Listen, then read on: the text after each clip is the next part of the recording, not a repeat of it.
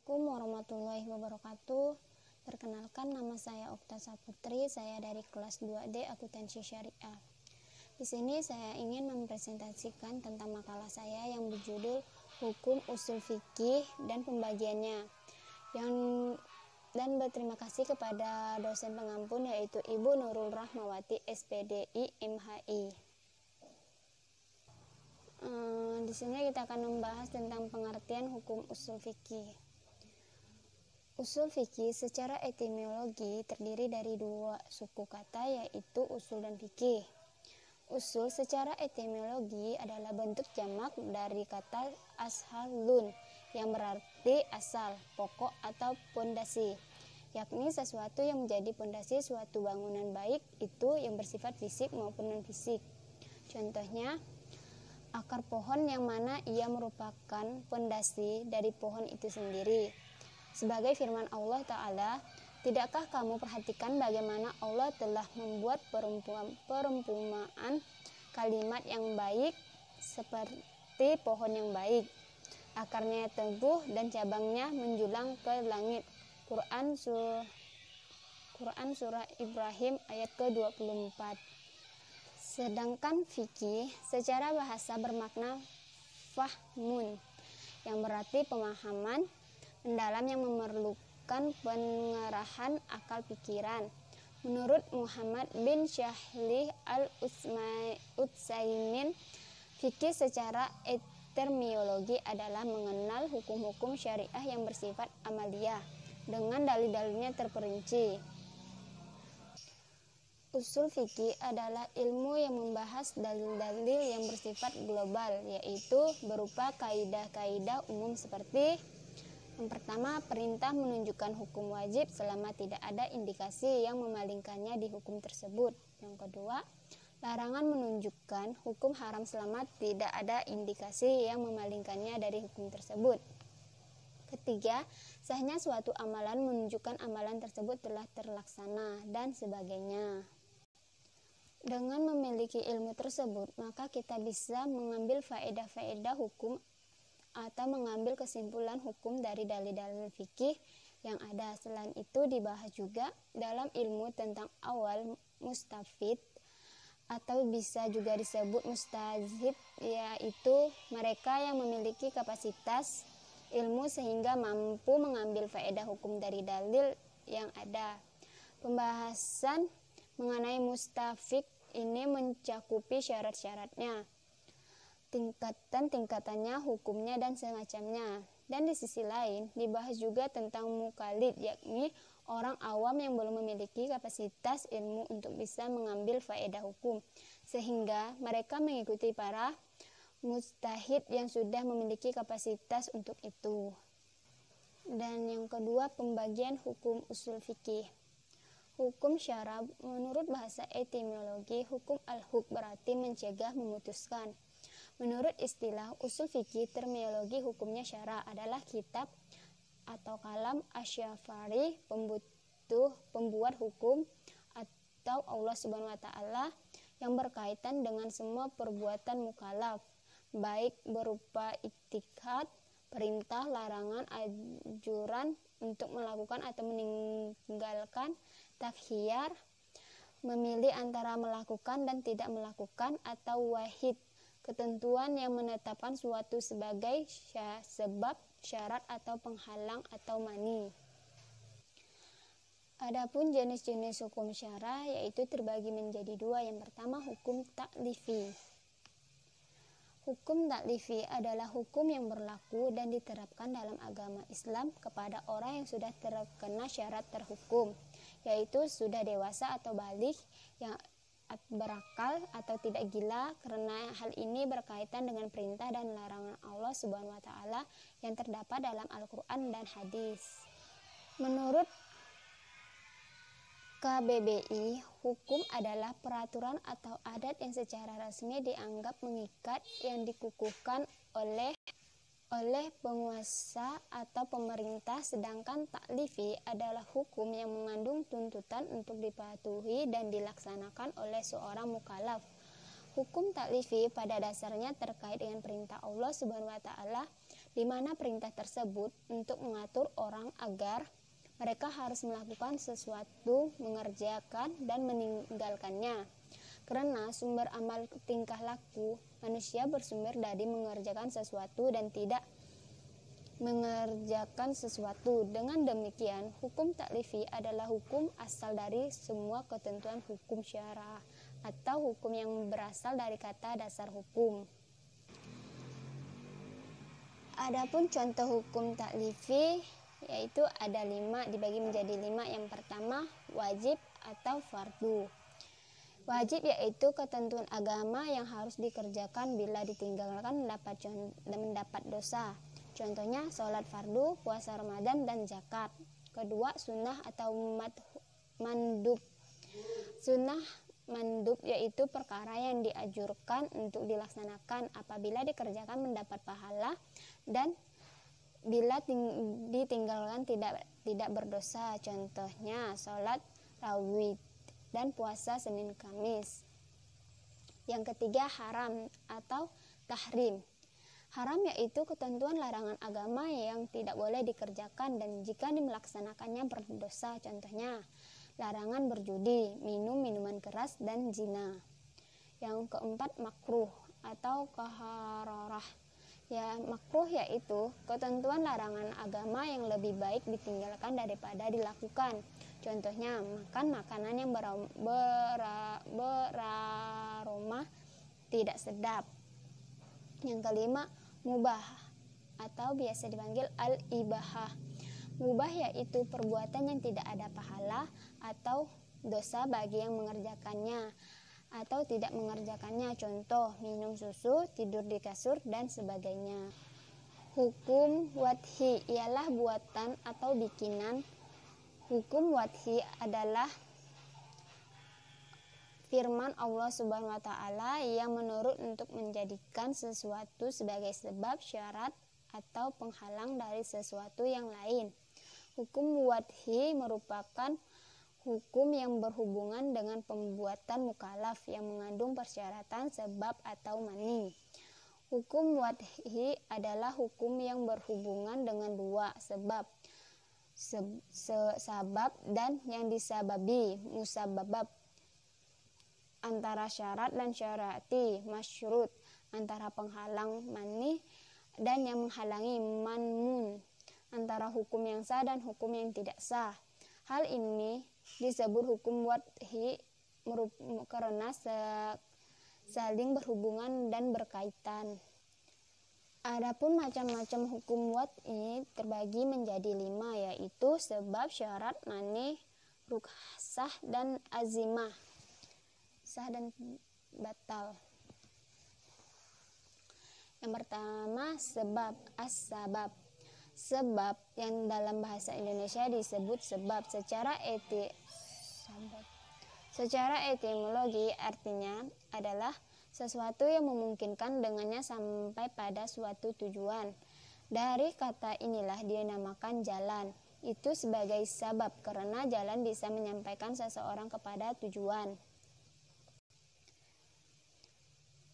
Dilihat dari segi pengaruh yang timbul, maka al-sabab dapat dibagi menjadi 2, yaitu al-sabab al-waqti sebagai contoh. Maksudnya waktu sholat yang dijadikan syari sebagai al-sabab adanya kewajiban sholat. Allah Subhanahu wa taala berfirman, "Dirikanlah sholat dari sesudah matahari tergelincir." Quran surat Al-Isra ayat 78. Yang kedua, sabab al-maknawi seperti mabuk sebagai penyebab keharaman khamar. Sebagaimana sabda Rasul, setiap yang memabukkan itu adalah haram. Hadis riwayat Muslim, Ahmad ibnu Hambal, dan ashab al-sunan. Yang kedua, syarat. Yang dimaksud dengan syarat ialah apa yang tergantung adanya hukum dengan adanya syarat, dan dengan tidak adanya syarat maka hukum tidak ada. Syarat diletaknya di luar hakikat sesuatu, maka apabila ia tidak ada maka masyrut. Masyrut pun tidak ada, tetapi tidak mesti adanya dengan adanya ada juga masyrut. Syarat-syarat dalam kegiatan hukum kadang-kadang ditetapkan syara, yaitu seperti dinamakan syarat syar'i, dan kadang-kadang ditetapkan oleh mukallaf sendiri yang dinamakan syarat ja'ili. Contoh syarat syar'i seperti syarat yang ditetapkan sahnya akad nikah yang dihadiri oleh 2 orang saksi, dan contoh syarat ja'ili seperti jatuhnya talak apabila kedua belah pihak mempunyai ikatan perkawinan. Syarat syar'i dapat dibagi menjadi 2 macam. Yang pertama, syarat yang terkandung dalam kitab taklifi yang kadang-kadang dalam bentuk tuntunan untuk memperbuatannya seperti wudhu dalam sholat, dan kadang-kadang dalam bentuk tuntunan untuk tidak memperbuatnya seperti akad nikah. Tahlil ialah nikah yang dilakukan sebagai syarat untuk memperboleh suami pertama menikahi kembali istrinya yang ditalak 3. Yang kedua, syarat yang terkandung dalam kitab wad'i, contohnya haul bagi yang memiliki harta kekayaan yang cukup nisab seperti syarat wajib mengeluarkan zakat. Sedangkan syarat ja'ili dapat dibagi menjadi 3 macam, yaitu yang pertama syarat yang ditetapkan untuk menyempurnakan hikmah sesuatu perbuatan hukum dan tidak bertentangan dengan hikmah perbuatan hukum itu. Yang kedua, syarat yang ditetapkan cocok dengan maksud perbuatan hukum yang dimaksud, bahkan bertentangan dengan hikmah perbuatan hukum itu. Yang ketiga, syarat yang tidak jelas, bertentangan atau sesuai dengan hikmah perbuatan hukum. Syarat yang seperti ini kalau terjadi dalam bidang ibadah tidak berlaku secara tidak ada seorang pun yang berhak menetapkan syarat dalam ibadah, namun kalau terjadi dalam bidang muamalah dapat diterima. Bagian ketiga, mani. Yang ketiga, mani. Yang dimaksud dengan mani menurut para ahli ialah yang memastikan adanya tidak ada hukum atau batal, sebab hukum sekalipun menurut syarak telah terpenuhi syarat dan rukunnya, tetapi karena adanya mani yang mencegah berlakunya hukum atasnya. Contohnya seorang ayah yang membunuh anaknya karena yang membunuh itu adalah ayah yang menjadi mani, sehingga kepadanya tidak dapat dilaksanakan hukuman qisas sekalipun sebab lahirnya ketentuan hukum seperti pembunuhan telah tercapai. Yang keempat, azimah dan rukhsah. Para ahli usul mengatakan yang dimaksud dengan azimah ialah hukum yang disyariatkan oleh Allah semenjak semua bersifat umum yang bukan tertentu pada satu keadaan atau kasus tertentu dan bukan pula berlaku hanya kepada mukallaf tertentu. Jadi, azimah merupakan hukum yang ditetapkan semenjak semula tidak berlaku hanya untuk keadaan atau kasus atau orang tertentu dan bukan pula untuk tempat dan waktu tertentu. Umpamanya, sholat 5 waktu diwajibkan setiap orang. Diwajibkan pada semua keadaan asal saja mukallaf dipandang cukup melakukannya. Yang kelima, sah dan batal. Lafal sah dapat diartikan lepas tanggung jawab atau gugur kewajiban di dunia serta memperoleh pahala dan ganjaran di akhirat. Salat dikatakan sah karena telah dilaksanakan sesuai dengan yang diperintahkan syarak, dan perbuatan itu akan mendapatkan pahala di akhirat. Sebaliknya, lafal batal yang dapat diartikan tidak melepas tanggung jawab, tidak menggugurkan kewajiban di dunia dan di akhirat, tidak memperoleh pahala. Secara umum bahwasanya sah adalah perbuatan yang dilakukan mukallaf dengan memenuhi rukun dan syaratnya, dan tata cara yang ada ditetapkan di syara, tanpa ada halangan dan tujuan dari perbuatan yang ditentukan syarat tercapai. Bagian ketiga, unsur-unsur al-hukm. Menurut ulama usul, unsur-unsur hukum ada 3, yaitu hakim, makbubih, dan makmu'alaih. Yang pertama, hakim. Kata hakim secara etimologi berarti orang yang memutuskan hukum, dan istilah fikih, hakim merupakan orang yang memutuskan hukum di pengadilan yang sama maknanya dengan qadhi. Dalam kajian usul fikih, hakim juga berarti pihak penentu dan pembuat hukum syariat secara hakiki.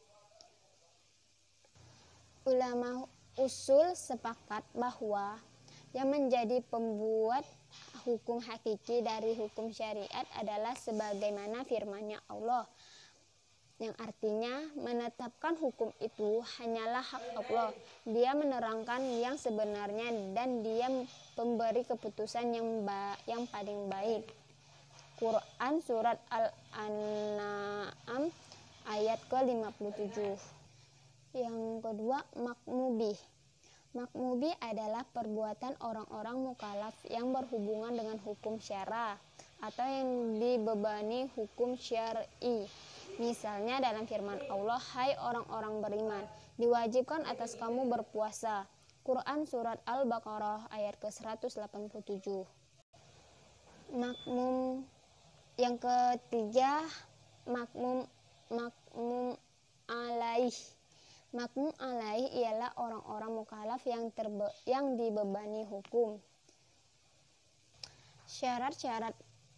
Adapun syarat-syarat sahnya seorang mukallaf menerima beban hukum itu ada 2 macam, yakni yang pertama, sanggup memahami kitab-kitab pembebanan atau tuntunan syara yang terkandung dalam Al-Quran dan Al-Sunnah, baik secara langsung maupun melalui orang lain. Oleh karena itu, orang yang tidak memiliki kemampuan untuk memahami kitab syar'i tidak mungkin untuk melaksanakan suatu taklif atau pembebanan. Yang kedua, mempunyai kemampuan menerima beban. Dasar pembebanan hukum bagi seorang mukallaf adalah akal dan pemahaman. Baiklah, sekian dari penjelasan isi makalah saya. Sekian dari saya, terima kasih. Wassalamualaikum warahmatullahi wabarakatuh.